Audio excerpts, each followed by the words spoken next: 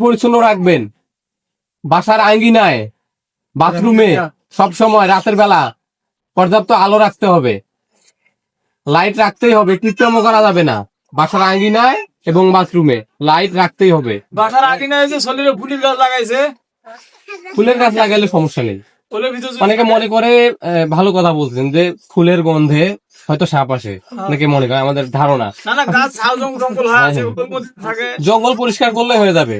তবে অনেকে মনে করতে পারে যে হচ্ছে ফুলের গন্ধে সাপ আসে। আসলে ফুলের গন্ধে সাপ আসে না। সাপ মূলত আসে ব্যাং, টিকটিকি, ইঁদুর এগুলা খাইতে। আর যেখানে হচ্ছে ফুলের গাছ থাকে সেখানে বিভিন্ন ধরনের পোকামাকড় বসে। আর বিভিন্ন ধরনের ছোট ছোট পোকামাকড় কারা খায়? টিকটিকি খায়, ব্যাং খায়, ইঁদুর খায়। আর এই ব্যাং ইঁদুর গুলোকে খাইতে অনেক সময় সাপ দেখা যায় ফুলের গাছের কাছে। সেজন্য মানুষ মনে করে যে ফুলের গাছে ফুলের গন্ধে হয়তো সাপ আসে। আসলে ফুলের গন্ধে সাপ আসে না। ফুলের গাছ থাকা ভালো, পরিষ্কার পরিচ্ছন্ন রাখলেই হবে।